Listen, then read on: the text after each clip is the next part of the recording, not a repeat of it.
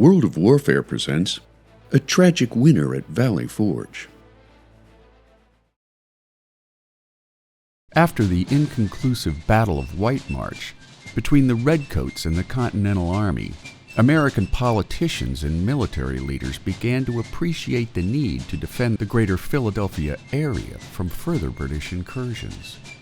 Having already lost control of Philadelphia to superior British forces, General George Washington conducted his 12,000-man army to Valley Forge for their winter quarters.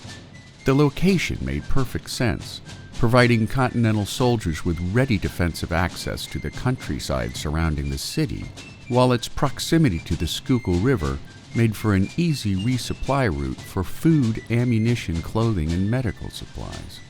While additional troops were quartered at 7 other locations, including Wilmington, Delaware, Trenton, New Jersey, and Radnor, Pennsylvania, Valley Forge would quarter the largest body of the Continental Army, as well as the place where winter misery and troop fatalities would reach their highest numbers.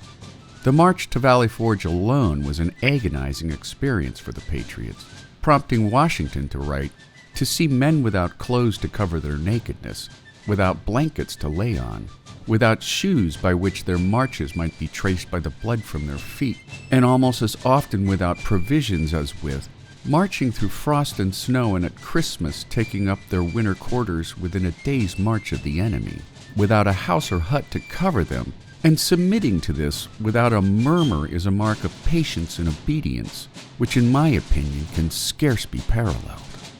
While no adequate account exists for the number of log huts built at Valley Forge, most experts estimate a range between 1,300 to 1,600 structures. Yet housing alone failed to eradicate the communal misery faced at Valley Forge. Throughout the winter, Patriot commanders faced enormous supply line challenges at Valley Forge, which was in truth the size of an average colonial city, minus the necessary infrastructures. In large part, supplies dried up due to neglect by Congress, leaving Washington little resource to feed or to adequately clothe his soldiers. Soldiers and officers alike were put on half rations, while inbound perishable foods frequently rotted before reaching the troops due to poor storage, transportation snafus, and rampant logistical mismanagement. As a result, starvation and filth disease pandemics took the lives of more than 1,700 to 2,000 men, and perhaps as many as 1,500 horses. Years later, the Marquis de Lafayette recalled that the unfortunate soldiers were in want of everything. They had neither coats, hats, shirts, nor shoes. Their feet and legs froze till they became almost black, and it was often necessary to amputate them.